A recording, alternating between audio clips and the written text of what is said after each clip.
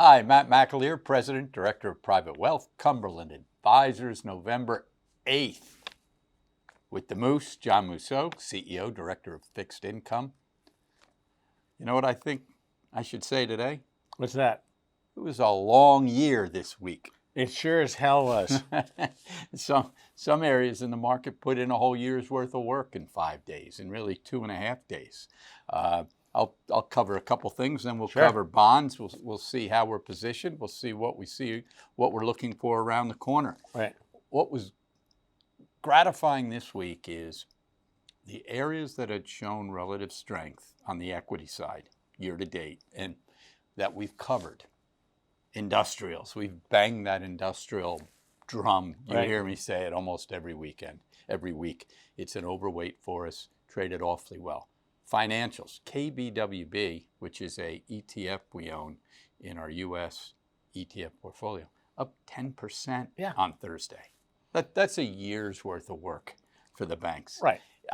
Technology stayed steady. Those big three that we're tending or trying to overweight, very good performance. Some of the areas that have not performed, and I picked on energy last week. I said if we can get a move out of energy, I'd like to punt.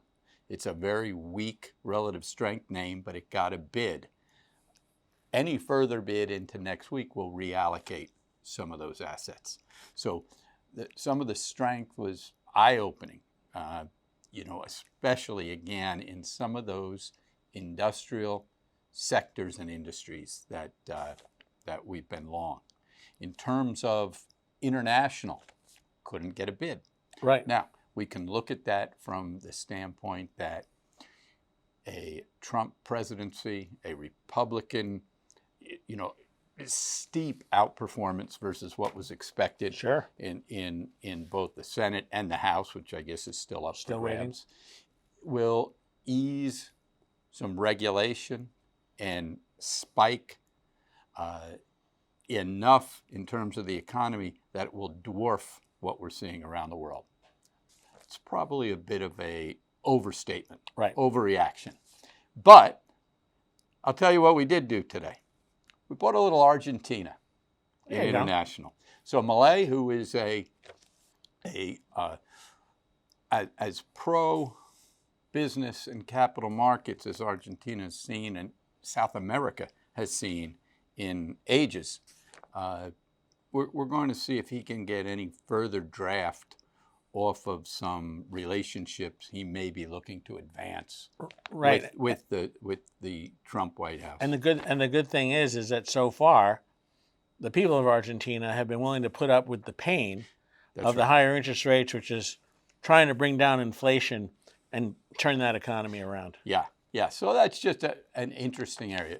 Again, if I take 30 more seconds, what was working in the portfolios, what we're looking to readjust, what we're looking to add to. In tactical, our individual securities, our individual stocks have been in fuego. So we'll take that. You go through enough pain with individual names from time to time that when you see a GE Vernova up 100% in 3 months, when you see Vertex, which is what I feel could be one of our compounders of the next decade, come out with dynamite numbers and move nicely. When you see these kind of names, it really bolsters the portfolio. Sure does. And listen, there was plenty of action on the equity side. Keep in mind, we separate markets from politics here. What the markets do have to be viewed outside of what your thoughts are politically, whether you're up, whether you're down, that's separate. Reactions to headlines, reactions to news are what we're interested in. So I just mentioned that because we've had many conversations over the past few weeks about portfolio allocation from nervous clients. And most of what we've had to say was we're sitting tight, we're happy with our allocations, we're happy with our levels and our position sizing. So we'll go forward from here. Moose, bonds. Yeah, crazy week, right? Mostly all driven by the election, the surprises in the election, the magnitude of the surprises in the election. We have one chart to show you. It takes the 10-year bond, graphs it intraday from basically October 31st till yesterday. October 31st being a good date because this was a spooky week for bonds. And when you look at last Friday, when you had a jobs number, which for very briefly overcame the political winds because you had a jobs number last week that was 12,000 when they were expecting 100,000. We know there's a lot of noise in there from the hurricanes and the Boeing strike, et cetera. Well, boom, yields came down maybe to a 425 or so. And then suddenly by midday, they were starting to move up again. Geez Louise, they closed the day at around a 439. And what that was not that they didn't think it was a bad jobs number, they did. But what they went back to was as we've shown on here before, was the Trump trade, that it was looking like he was going to get elected. And if it came with or without, both houses of Congress going with him, in any case, it meant maybe more spending, maybe inflationary, et cetera. So they were taking up the bond yield. We know what happened on Tuesday. What's happened since then? Well, after almost getting to a 448, the day after the election, and like, oh, woe is us. Hot tin roof. You're sitting here at a 430 on the bond. That is a lot of movement for the week. And it's like anything else. You jump up and you get some consolidation. And I think it's very important to look back and say, okay, you're at a 430 now.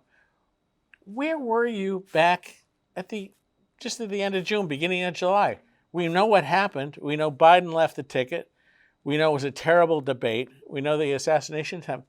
And at that point, it started to look like Trump was going to win. And at that point, you were almost a 450 on the bond. So it was a long, strange trip, all the way down to a 370. Powell cuts rates in September. They cut rates again yesterday, a quarter point. None of that mattered because of the Trump trade, which overtook it. So I think at this point, we're looking at some consolidation. Because if you went back to 2016 and said, wow, we saw rates rise after Trump got elected, then remember, that was after the election. This time the market did it for you before the election. So you're sitting here, and muni rates may be up half of what treasuries are because municipalities sold a lot of issues before the election. Turns out that was a good thing. They beat the volatility. And we're actually fairly constructive on bonds between now and here and the end of the year because the yields have already been elevated. Agreed. Keep in mind what Cumberland Advisors is. We're a registered investment advisory firm. What do we sell? We sell advice, pure and simple. Advice is the fee clients pay in constructing portfolios, engaging risk and reward, and trying to put together a reasonable allocation. If some of the market movement has gotten you off kilter, if politics have gotten you off kilter, if you want to take a review, speak to an advisor at Cumberland about your portfolio, take this time to do so. Nobody has information cornered. We share ideas, we share thoughts, we construct portfolios. Enjoy the weekend. We'll see you next week.